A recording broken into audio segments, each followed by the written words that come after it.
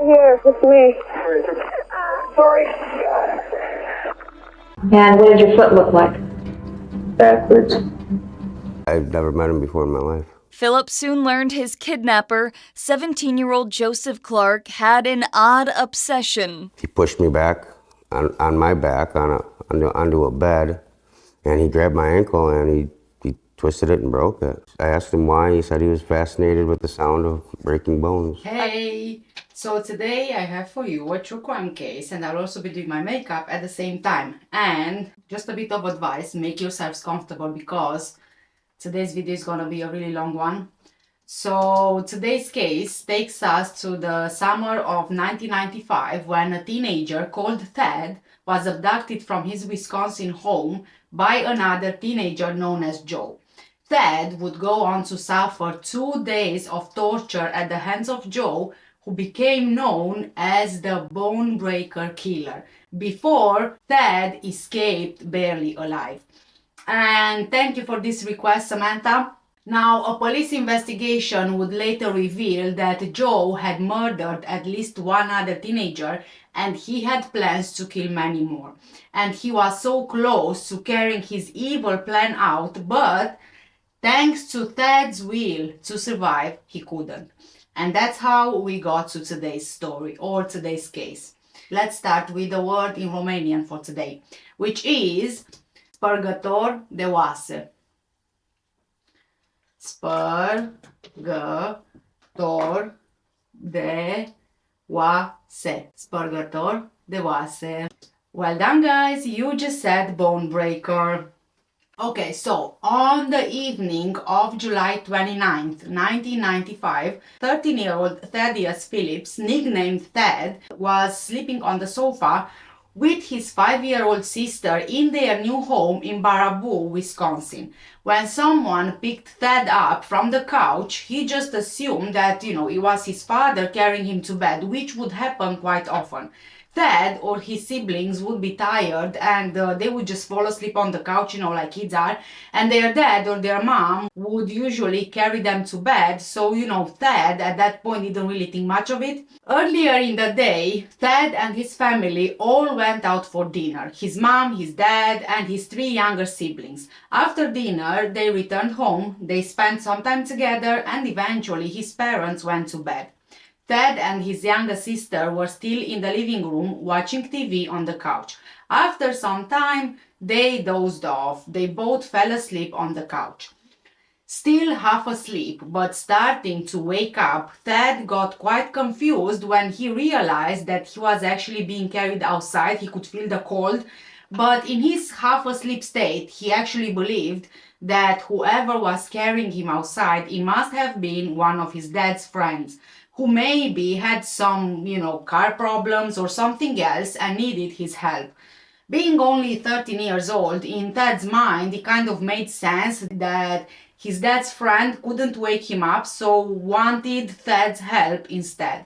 But Ted was actually being carried outside by an unfamiliar older teenage boy. This boy didn't seem weird or threatening, and he was quite friendly.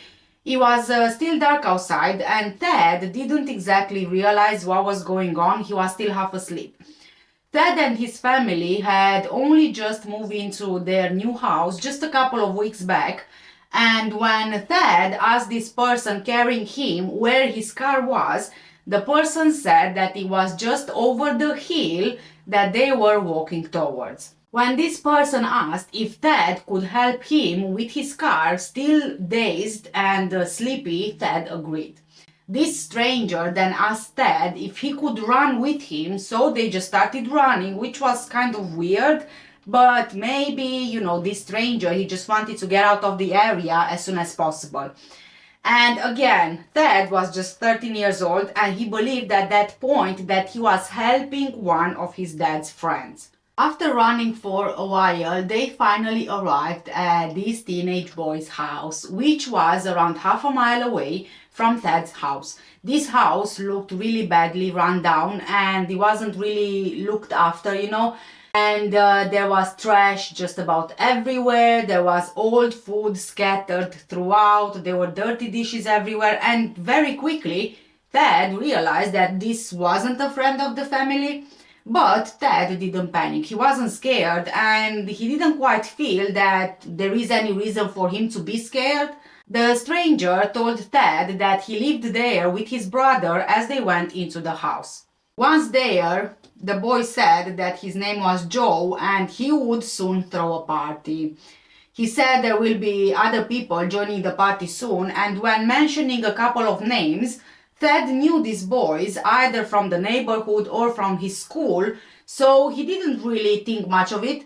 In the meantime, Joe asked if Ted liked model cars, saying that he has trucks and cars upstairs if he wanted to check them out. These were in Joe's bedroom, to which Ted agreed, not knowing the terror that would soon be unfolding. In the meantime, at Ted's home, it was around 4 a.m. when his dad, Donald Phillips, had woken up and he went to the living room to check that the kids went to sleep in their own beds. That's when he saw that his 5-year-old daughter was still asleep on the couch, but she was all alone. This was unusual because Ted would never leave her alone, asleep on the couch. He would have taken her upstairs.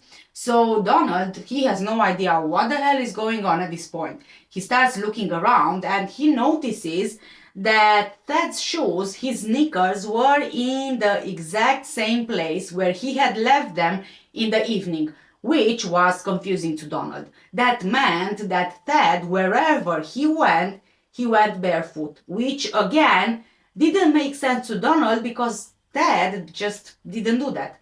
So the Phillips family, they had, like I said, only recently moved into the area. So neither Donald nor his wife felt comfortable going around the neighbors asking for help because they didn't exactly know them.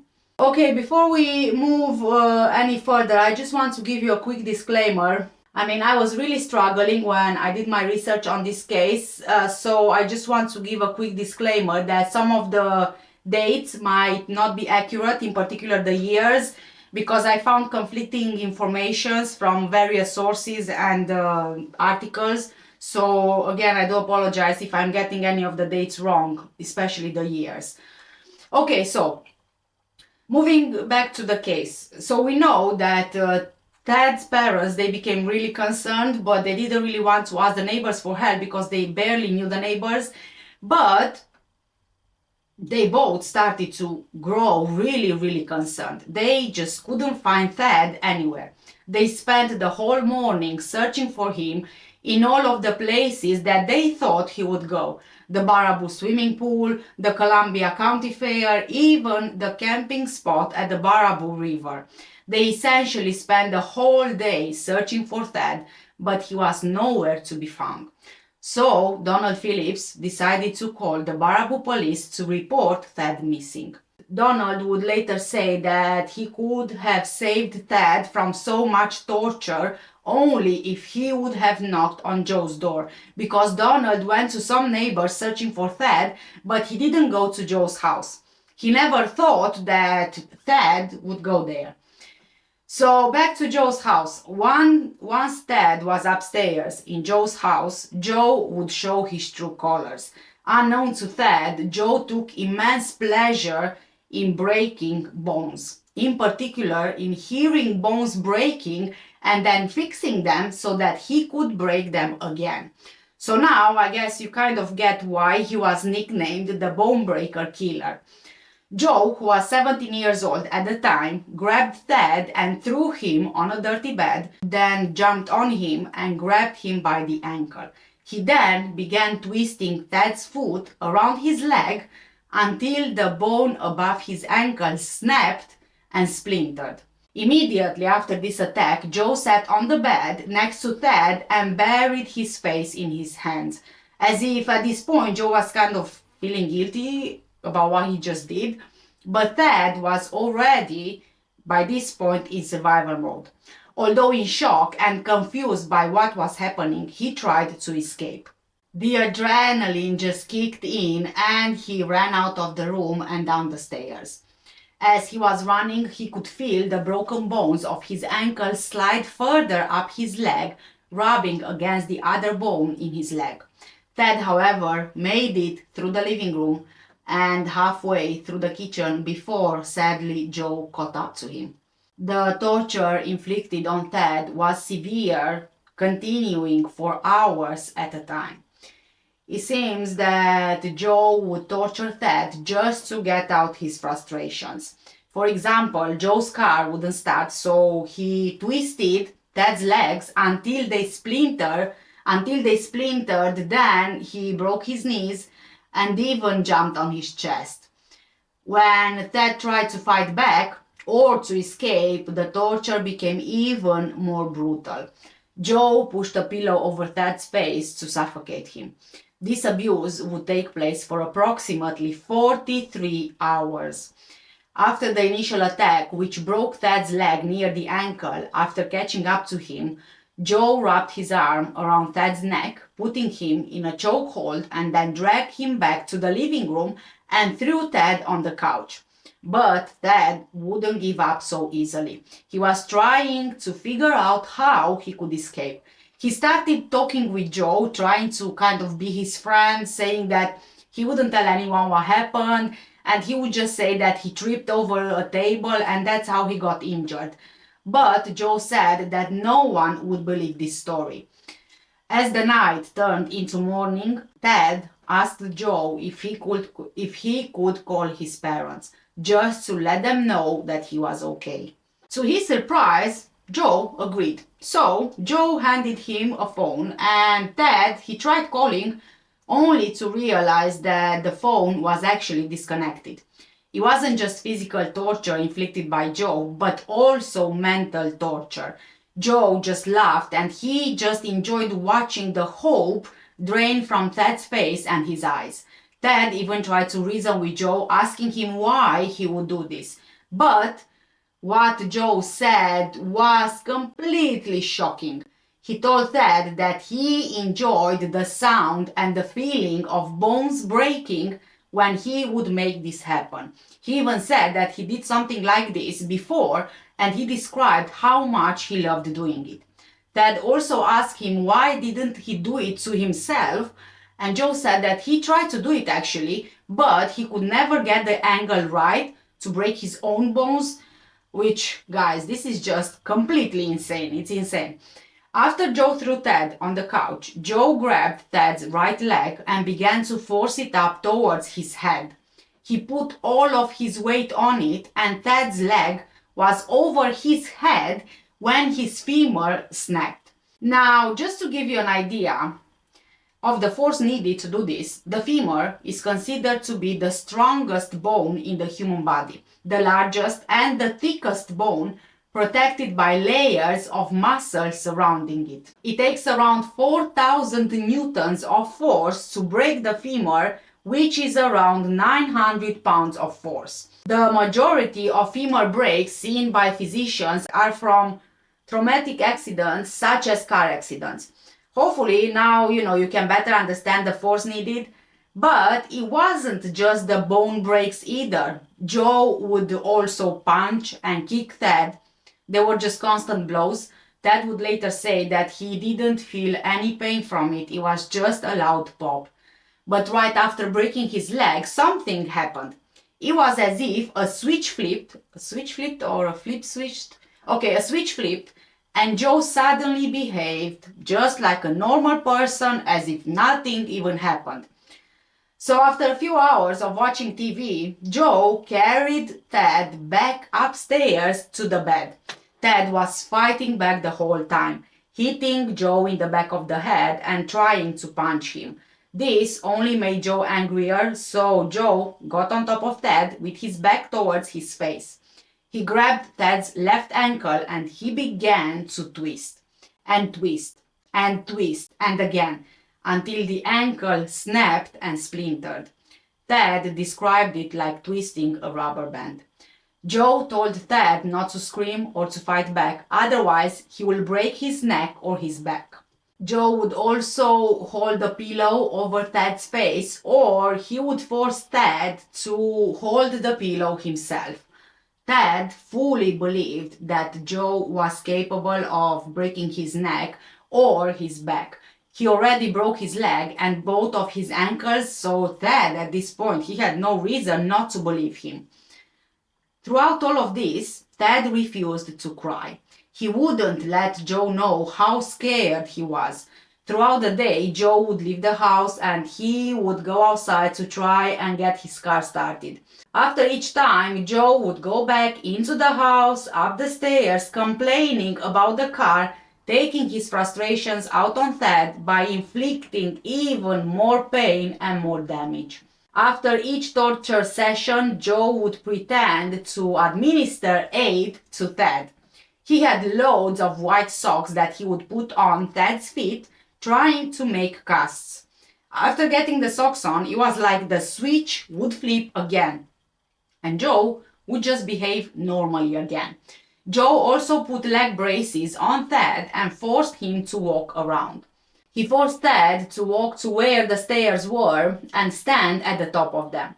Ted would describe this as standing on a board at the top, and either the board gave way or Joe kicked it out, sending Ted tumbling down, landing on his back. At this point, Ted's injuries were just getting worse and worse. His ankles were swollen the size of softballs, and his right thigh was swollen to the size of a basketball. His legs were black and blue. Joe dragged Ted back upstairs and left him on the bed. During Ted's 43 hours of captivity, he tried at least 2 times to escape Joe's house. The first time he tried was right after Joe broke his ankle. As the night was setting in, Joe left Ted alone in the house. Ted heard the front door close and then a car driving away. This would be the time for Ted to escape. He knew that he had to do everything he could to just get out. At that point, Ted was more in shock than he was in pain. So, Ted forced himself off the bed and dragged himself to the top of the stairs. Then, he threw himself down head first. When he hit the bottom of the stairs, he actually passed out from the pain and from the exhaustion. At that point, Ted didn't have anything to eat or to drink at all since he was taken by Joe, and this made his injuries even worse, and he didn't even have strength. Ted was actually worried that Joe would poison him. That's why he refused any kind of drink or food. A few minutes later, after passing out, Ted woke up and he tried crawling through the living room into the kitchen. Ted actually passed out several times, dragging himself across the floor. As Ted was in the living room trying to get to the kitchen, the front door opened. Joe walked in. He was in shock, Joe. He couldn't believe that this 90-pound boy got to where he was with all of the injuries that he had. He grabbed Ted and carried him back up to the bed. As punishment for trying to escape, Ted suffered even more injuries. Joe started twisting Ted's ankles even more and repeatedly jumped on his chest and hit him. His leg got stretched back until his thigh bone fractured. Joe just took all of his anger out on Ted. Ted had no idea why, but he could feel every single part of it. After the beating and the torture, Joe carried Ted back down to the couch, and again they watched a few movies as if nothing happened. In the end, Ted dozed off and he slept for a few hours. The next morning, Ted woke up and he looked at his legs. They didn't even look like they were human legs. They were completely bruised and started to turn yellow and swollen all over. And the pain was just excruciating. Once Joe saw that Ted had woken up, he carried Ted up to the bed again and started torturing him again.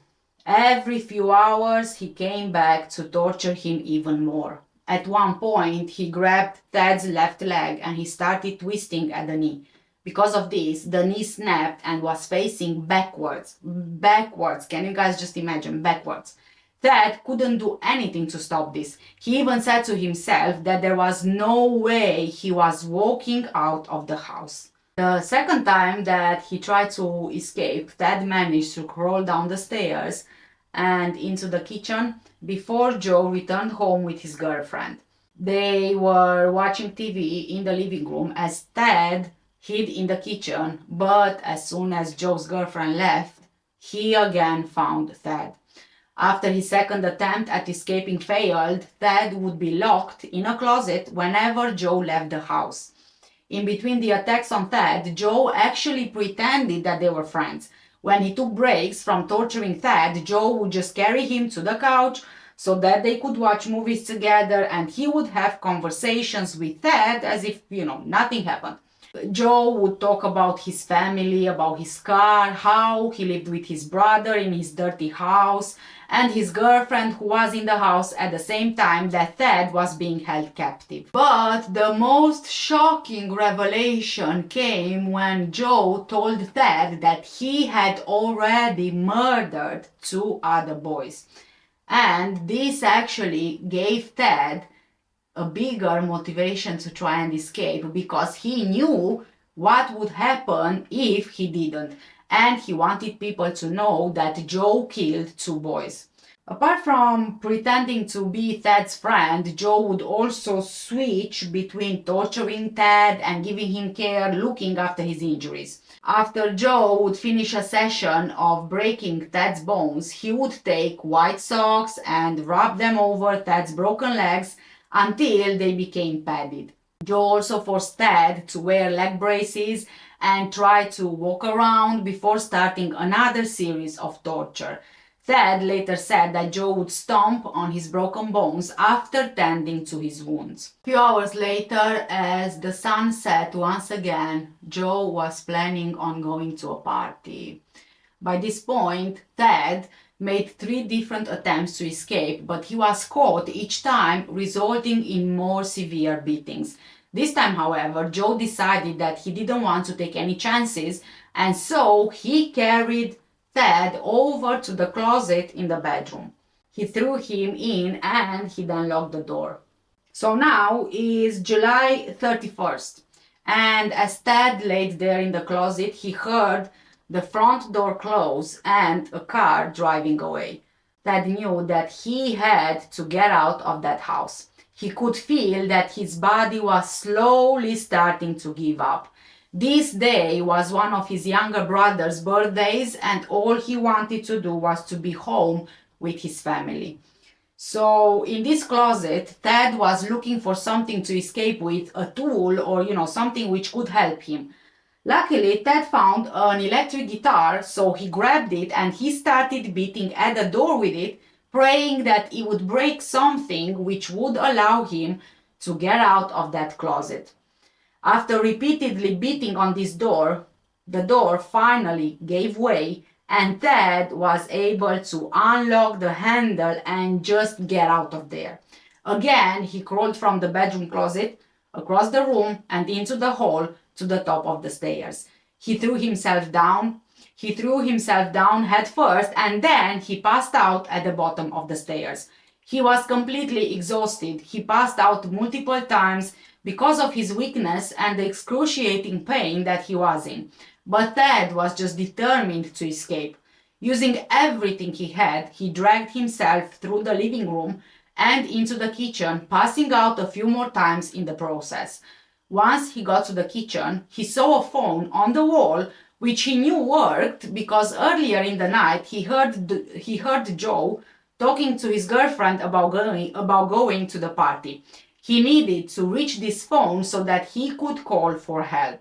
It was almost pitch dark in the kitchen, but this didn't stop Ted. He couldn't actually get up on his feet because of his obvious injuries, and the only reason that Ted was able to call 911 was because the phone in the kitchen, which was on the wall, had a long cord which he was able to reach, so he pulled the cord with the receiver.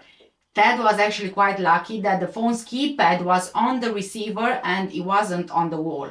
When he called 911, he told the operator that he was kidnapped and that his legs were broken and so on. So basically he told the operator everything that happened to him. Now, there are some articles and there are some sources which say that the police initially believed this was a prank, but Ted would later say that he told the operator who he was and that he was being held captive.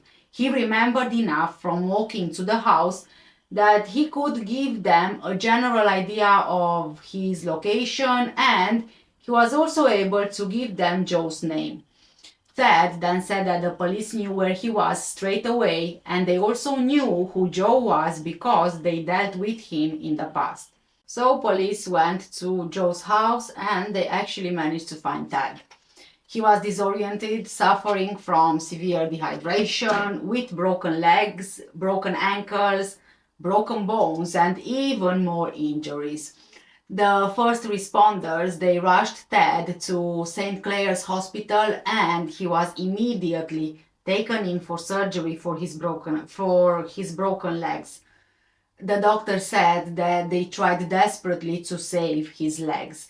His legs were so badly damaged and shattered in so many places that they had no idea they would be able to save them.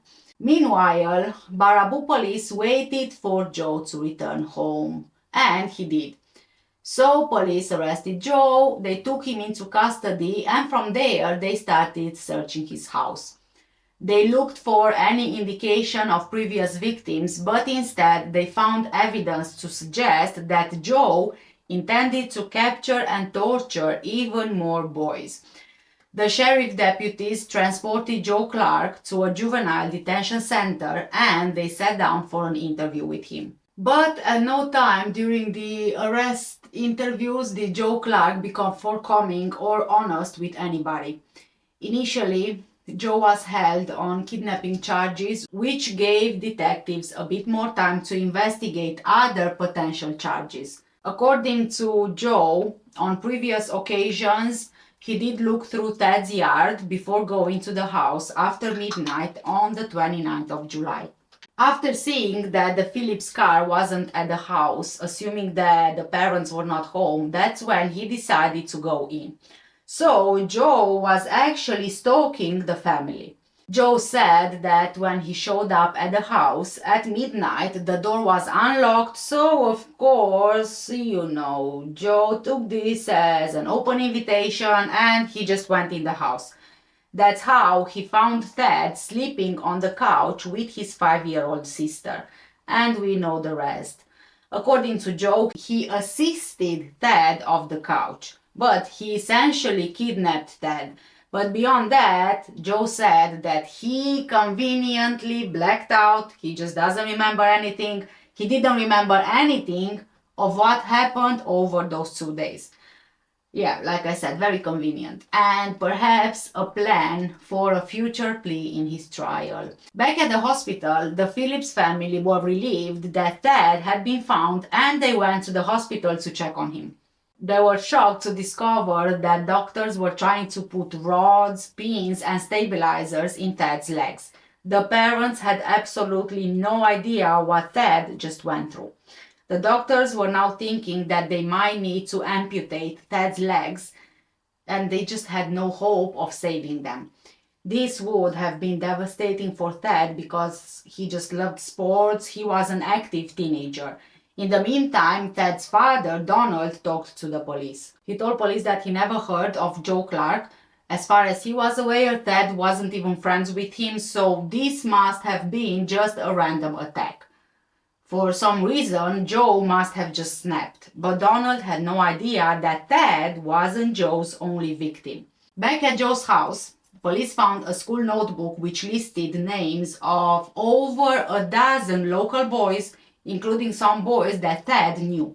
The boys' names were in different columns, detailing whether or not Joe could kidnap them soon or maybe later and what he wanted to do to them. Part of this list included a column titled "The Leg Thing," suggesting that he intended to break the bones of his future victims as well.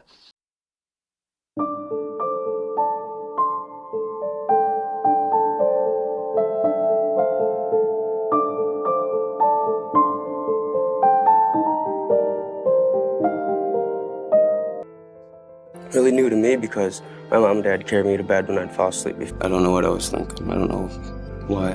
You know, I was looking around. He was being the nicest guy in the world. Ran as fast as I could down the stairs. Can't run very fast with a broken ankle. More, so he gathered a bunch of elastic bandages he had laying around and then pulled out a drawer filled to the brim with brand new white socks. Those ace bandages around my legs, and he had these leg braces from hospital or something. I don't know. He's putting those on me, and he had socks, and he put layers and layers of socks on my feet, and I had just perfect every single sock.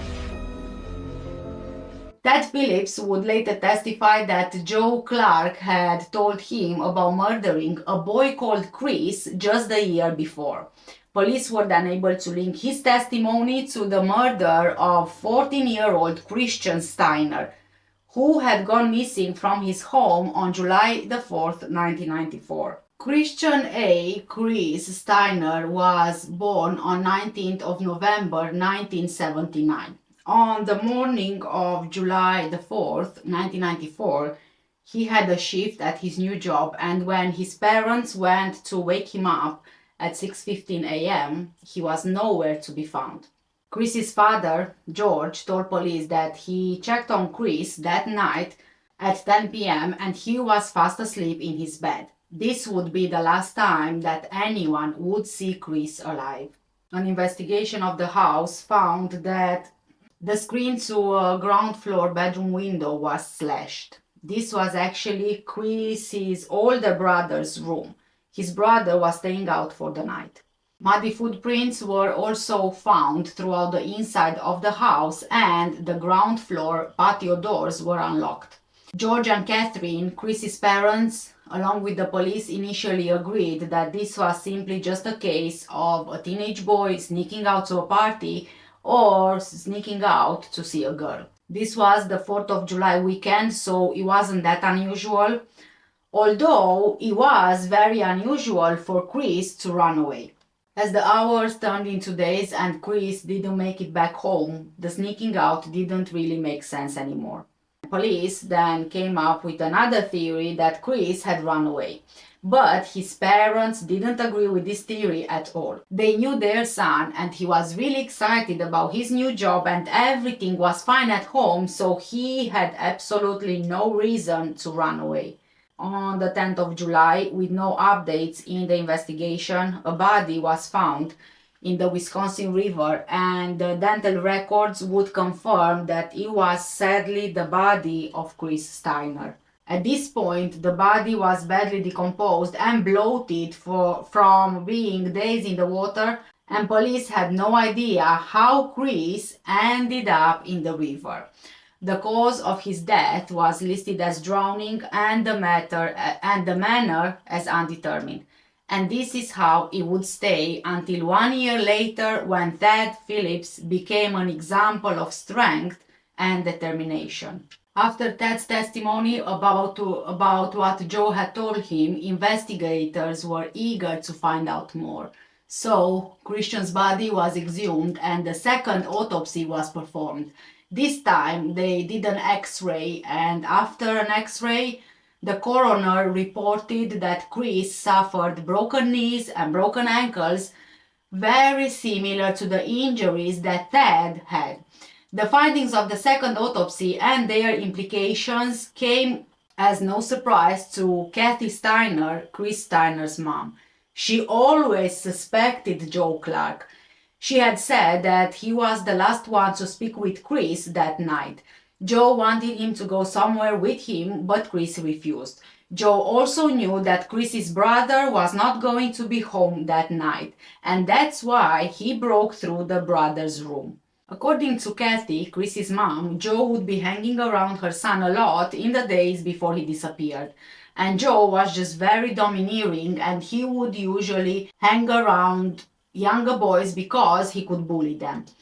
As the coroner's office conducted their second autopsy of Chris's body, investigators served a search warrant at the Clark home in Fairfield, Wisconsin. Among the evidence seized in the search was a 48 by 40-inch plywood board with satanic writing and illustrations scribbled on it, a film canister with possible marijuana seeds inside, a leg brace and a body brace, several horror films on VHS, and they also found several sketches of house interiors in the area. Joe was actually drawing people's houses, more specifically the interiors of people's houses, but how was he even able to do that? Would he sneak in to see the interior of people's houses? I mean, I have no idea, but it sounds like that. He would then maybe go back home and study the drawings, planning his route and stuff like that. Investigators also found the broken guitar that Ted said he used to break out of the house. And they also discovered 3 lists which were titled Get to Now, Can Wait, and Leg Thing. And each of these lists had several names of local boys in the area. And let's not forget that Joe is 17 years old at this point, so where are his parents? Where were his parents in those 2 days that he tortured Ted? You have this boy who is stalking neighbors, drawing sketches of interiors of homes, writing lists of boys in the area, creeping on boys in the area, and you, as the parent, you have no idea? So, according to Ron Clark, Joe's father, Joe was actually in a motorcycle accident in May of 1993, the year earlier, in which he was thrown 30 to 40 feet through the air and he landed on his head, potentially causing some brain trauma. His father said that maybe Joe just snapped. Apparently, after his accident, he started having quite a temper. The following year, Chris was found dead. Apparently, kids at school immediately and regularly taunted Joe about Chris's death, saying that he did it. And, they were right. The kids at school, they just knew it. They probably got a taste of the real Joe to make them think that he killed Chris. With Joe Clark being 17 years old, his crimes being so brutal that he shocked seasoned investigators, and with his history of getting in trouble, there were conversations if the juvenile justice system was even equipped to handle a case like this, because it was going to attract a lot of public attention and interest. But after 2 days of debate and consideration, Judge Virginia Woolf ruled that Joseph Clark would be tried as an adult. So on September the 7th, 1995, Joe appeared before a judge in the circuit court where he was charged with attempted first-degree intentional homicide, burglary, kidnapping, intentionally causing great bodily harm to a child, mayhem, causing mental harm to a child, and 2 counts of child enticement. If convicted on all counts, he was going to get around 170 years in prison. Because Joe Clark was tried in an adult court, this meant that his name could be released to the public.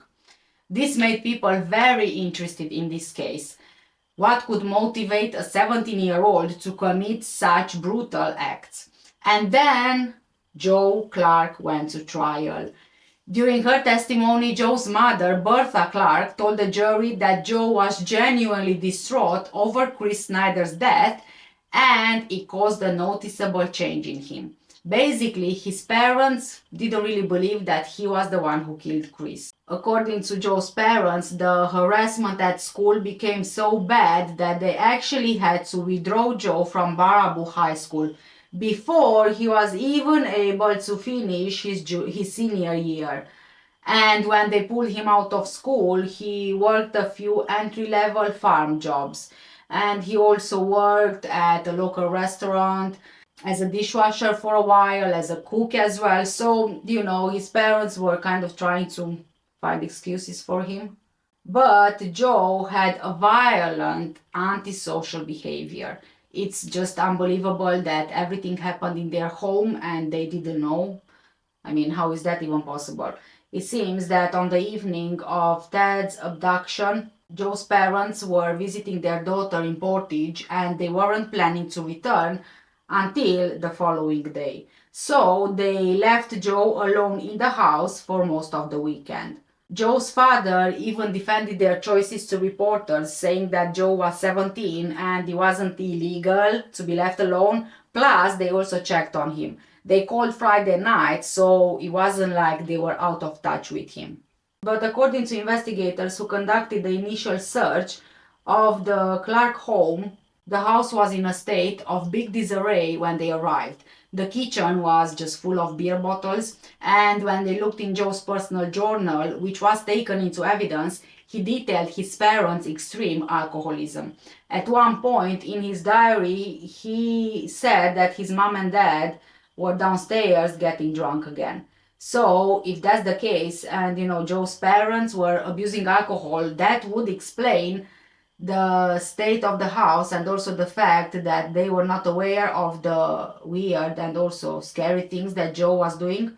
According to Joe, his mother drank routinely and intensely to the point of passing out all the time. But his mom said that's just not true.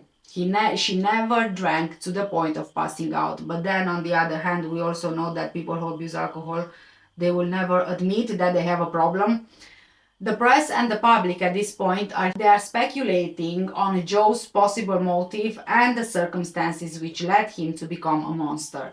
At first, Joe's trial for the crimes against Ted Phillips was supposed to be in early September, presented in two parts. The first part was to determine if he committed these crimes, and the second was to see if he did this because of mental defect or disease, so basically insanity. But when he appeared before a circuit court judge on September the 5th, 1996, Joe pleaded no contest to the charges against him. So they didn't really need to do the first part to prove his innocence or guilt.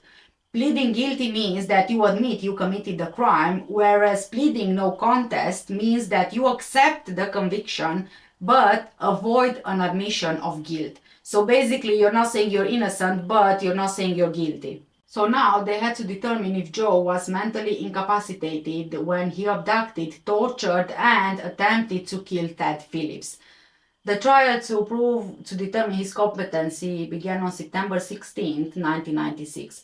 During this time, his defense attorney, Mark Frank, presented a case for insanity. The defense's case rested largely on the head trauma and the potential brain injury suffered when Joe was thrown from the motorcycle. According to medical records, Joe suffered a blood clot above the covering of the brain. He made a quick recovery after the surgery, but since the accident, Mark Frank, Joe's lawyer, told the jury that Joe had and continues to have an abnormal condition of the mind. According to the defense attorney, the injuries that Joe had from the accident required treatments, including having arteries to the brain cauterized, which could affect mental processes. He called several witnesses who also gave testimony saying that there were dramatic changes in his behavior, and in the years after the accident, he had hallucinations, psychotic behavior, suicidal impulses, delusions, social impairment, and personality. But these were just witnesses. They were not expert witnesses, as in professionals you would get. Under cross-examination, however, several of these witnesses were not so effective for the defense. Joe's mother, Bertha, for example, made Joe's injuries seem worse and worse. When prosecutor Pat Barrett cross-examined her, basically said that her 8th grade education couldn't be expected to understand medical terminology. Although she wasn't doing so well when it came to describing the physical trauma that her son suffered in the accident, she did insist that she saw a big change in Joe after the accident, which could very well be true. She said that something was terribly wrong and he needs psychiatric treatment. But the thing is that if she knew that, why didn't she try to help him, get him some mental health treatment, something, I don't know. The prosecution produced a large amount of reports from various school and social service agencies who had all done assessments of Joe in the years before. He had punched another student and he also threatened to kill a teacher. So, there were warning signs there. And the reports contradicted the claim that Joe needed considerable care after the accident because he showed violence even before his accident. He was evaluated for psychological impairments after that as well. And there was just nothing. They could find nothing psychologically wrong with him. So I guess that the insanity defense just went out the window. The prosecution also pointed out that Bertha Clark may see a need for psychological treatment now, but his parents at no time tried to get him help before this happened. Before she was on the stand screaming at everyone that Joe needs help, none of them did anything to try and get him some help. Joe's case was put together by the defense, relying almost exclusively on the testimony of regular witnesses and no experts. There were no experts to speak on the physical, mental, or emotional health of Joe before or after the head injury. 4 psychologists evaluated Joe Clark after he was arrested, and none of them were willing to support a diminished capacity defense. The prosecution's first witness was Ted Phillips. He detailed the absolutely horrific ordeal for the court. He said Joe grabbed his throat and twisted his right ankle. He could feel the ankle snap. He also said, quote, "When I looked down, my foot was on backwards. He pushed my leg up at an angle towards my head. He kept pushing it until it broke." End of quote. Joe also told the jury that early on, after he was kidnapped, he asked Joe if he had ever done this before, and Joe responded saying, "Do you know Chris Steiner?" According to Ted, Joe Clark also told him that there was an unnamed boy that he paralyzed. Another boy who was with Joe in juvenile detention also testified that Joe bragged about murdering a boy and hanging the body over a tree. However, police were never able to link Joe Clark to a second murder. Among the last witnesses to be called by the prosecution was the well-known forensic psychiatrist Park Dietz. He had actually testified in the Jeffrey Dahmer case, the Ted Kaczynski case, and Betty Broderick. According to Park, Joe Clark, quote, "is a serial sexual sadist who takes pleasure in breaking his victims' legs," end of quote. But his antisocial personality disorder is not a legal defense to his crimes. Park also said that Joe is faking his amnesia and falsely claiming every kind of hallucination known to man in order to avoid responsibility for his crimes. As evidence of defiant pathology, Park said that Joe wrapped Ted's legs in bandages and put 3 pairs of white gym socks on his feet before masturbating in front of him. According to Park, Joe has a fetish for gym socks, which he took from the Phillips home before kidnapping Ted. The fact that he masturbated in front of the injured victim showed that he was aroused by making people suffer. The following day, September 18th, the jury deliberated for just 1 hour before unanimously rejecting the defense's claim that Joe Clark was suffering from any kind of mental incapacity when he kidnapped and tortured Ted Phillips. Moments after the verdict was read, Ted was smiling and he was hugging Pat Barrett, the prosecution attorney, and he was very happy with the outcome of the trial, as he told reporters at the sentencing hearing. On November 14th, Joe Clark was sentenced to 100 years in prison for the kidnapping and assaults of Ted. In October 1997, a civil court judge ruled in favor of Ted Phillips and ordered Joe Clark to pay $31,566 in medical damages, $6 million in compensatory damages, and $21 million in damages to the victim. But Joe Clark had no money at the time.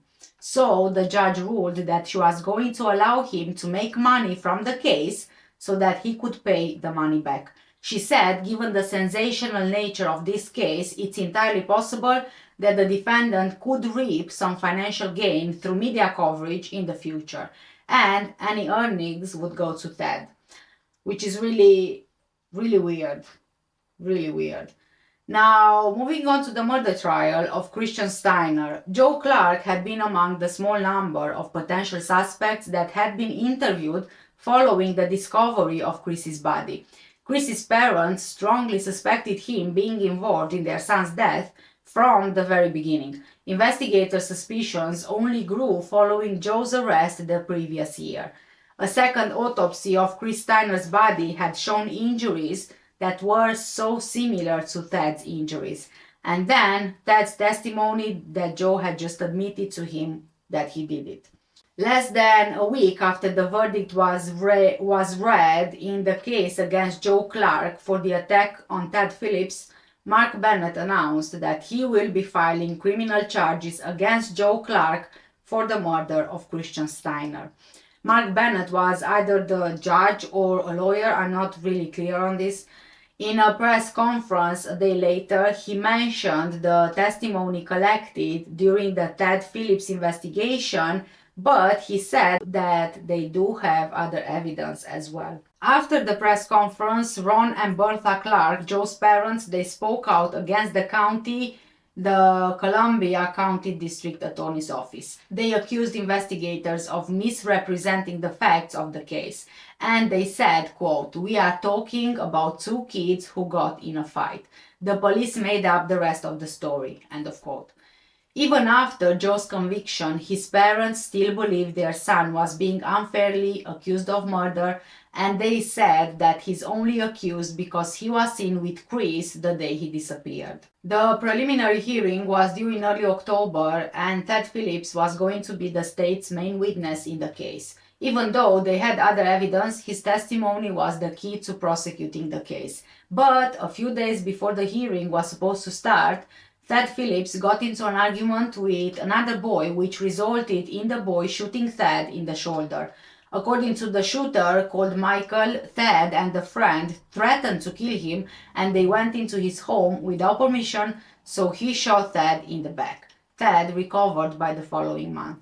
And in early November, Joe was formally charged with 3 criminal counts, including first-degree intentional homicide of Christian. The trial began on November the 4th, 1997, with Kathy and George Steiner being the first witnesses called. In their testimonies, both parents told the jury how they discovered their son was missing, the frantic search that followed, and then finding out that Chris's body was found in the river. Kathy Steiner told the jury about the argument her son had with Joe Clark that afternoon. The Steiner murder case unfolded the same as the Phillips case did, a lot of the same evidence and many of the same witnesses. This time, however, Ron and Bertha Clark tried to provide an alibi for Joe Clark. They told the jury that Joe was asleep in his bed on July the 3rd, 1994, the night that Chris Steiner was believed to have been abducted. But the prosecutor was having none of this. She confronted Bertha with the photos of empty beer cans in the house being in disarray, as well as Joe's journal where he repeatedly wrote about his parents drinking and how they were always passed out and they were always incapacitated. The prosecution said that this was indicative of a pattern, so they really can't trust this alibi. After several days of testimony, the jury sided with the prosecution and Joe was found guilty for the first-degree murder of Christian Steiner. 2 weeks later, he was brought before Judge James Evanson for sentencing. Judge Evanson called Joe Clark a mean, sadistic killer and noted that the evidence was overwhelming in proving his guilt despite his continued statements of innocence. Before passing his sentence, Judge Evanson asked whether Joe Clark had anything to say to the court, and Joe said, "I've done nothing wrong. You are condemning an innocent person." In the end, Joe Clark was sentenced to 110 years in prison for the murder of Chris Steiner, which he had to serve concurrently with his 100-year sentence for the abduction and torture of Ted Phillips. He will have to serve at least 70 years of his sentence before even being eligible for parole. Outside the courthouse, his parents said that the sentence was wrong and they called the trial a witch hunt. Apparently, they accused the authorities of conspiring against their son. They said it's only circumstantial evidence, testimony from some kids they dragged from jail to tell stories. In the fall of 1998, Joe Clark did appeal the ruling in the Ted Phillips case and challenged the factual basis for his convictions on the homicide of Chris Steiner, mayhem, and mental harm charges. The petition said that Joe was wrongfully convicted of mayhem. Now, if you don't know what mayhem is, honestly, I had no idea either. Mayhem is defined as an act committed by someone with intent to disable or disfigure another person, someone who cuts or mutilates the tongue, ear, eye, nose, lip, limb, or other bodily member of another. So, Joe's lawyer said that due to advances in science and medicine, Ted Phillips didn't suffer any permanent damage. So Joe cannot be guilty of mayhem as is defined by the law. I mean, as you can tell, probably at this point they were just grasping at straws, really. The court disagreed with that argument and they upheld the original finding. The judge said, quote, "We do not see anything in either the historical notion of mayhem or its current placement in the statutory scheme which would require victims' disablement or disfigurement to be permanent. It's reasonable to infer that Clark knew that these injuries would disable his victim from escaping, especially in light of Clark's additional threat to paralyze the victim if he tried to leave the house." End of quote. Additional challenges were made to the attempted murder and mental harm to a child charges. There was a second appeal which was filed in March 1999 and it argued that several pieces of evidence in the Steiner murder case, specifically Ted's testimony and the list of names discovered on those lists and the investigations, lacked merit, and the verdict should be reversed. The petition argued that because these pieces of evidence were from a separate trial from the Ted Phillips trial, they should not have been allowed to be used in another trial. After reviewing all of the evidence, the initial ruling was upheld. So I guess it's safe to say that Joe Clark is going to be in jail forever, for the rest of his life at least.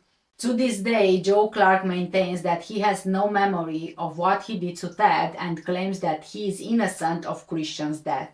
Surgeries and long-term medical care helped Ted Phillips to walk and use his legs again, although he still walks with a limp. When he went into the hospital, Ted had serious life-threatening internal bleeding, and doctors even said that if he wouldn't have called 911 when he did, he would only have 2 hours left to live. Ted received immediate medical care but to repair his legs, and in hopes of saving his mobility, he required a lot of surgeries over several years. In April 2023, Baraboo local Olga Johnson and her husband set up a GoFundMe with a $100,000 goal to help Ted Phillips. Olga said that Ted saved the community and he brought peace to Chris's family, so she just wanted to thank him. And I'm going to leave the GoFundMe page in the description down below. If you want to have a look at it or to donate, you are more than welcome to do that. And yes, this was a very, very long video and oh, I have lipstick on my teeth. And yeah, guys, just let me know what you guys think about this case in the comment section down below. For now, take care, stay safe, and I'll see you in the next one. Bye!